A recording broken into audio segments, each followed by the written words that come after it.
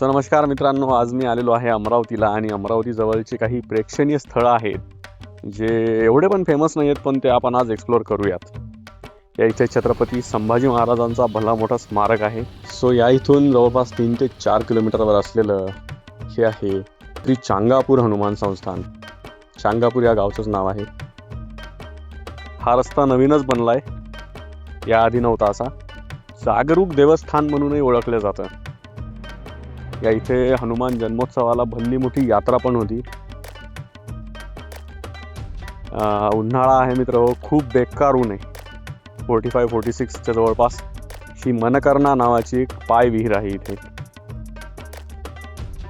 हे असं आहे. अस्वच्छता तर सगळीकडेच आहे बॉस, त्याच्याबद्दल तर कायच बोलू मी आता. या इथे आहे शिवजीचं मंदिर आणि दर्शन करून घेऊयात आपण. हे मेन एंट्रन्स गेट आहे या मंदिराचं आणि बांधकाम जुनंच आहे मित्र हो. आणि ही आहे इथली सगळ्यात जुनी मूर्ती, हनुमानजीची. बजरंगबली की जय, राम भक्त हनुमान की जय. मित्र, या इथला इतिहास आहे बट मला तेवढं माहिती नाही आहे. इथले दादा बोललेले मला की जागृत देवस्थान म्हणून मंदिराची ओळख आहे.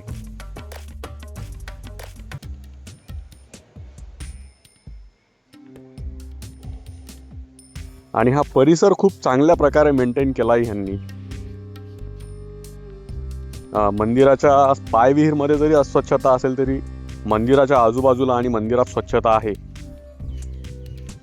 मंदिराच्या समोरच एक लिंबाचं झाड आहे भल्लं मोठं. तो आहे मंदिराचा कळस. सो अशा प्रकारचं वातावरण आहे मित्रांनो इथे.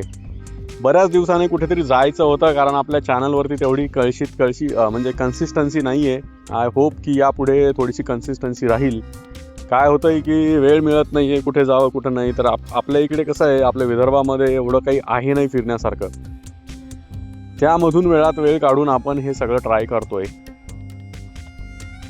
इथे येऊन प्रसन्न वातावरण तर आहे, पण ह्या महिन्यात एवढं ऊन आहे इथं बेकार, काय बोलू आता. मंदिराबाहेर आल्यानंतर या इथे परत एक काहीतरी गुलाबराव महाराज मंदिर आहे, काहीतरी एक नवीन.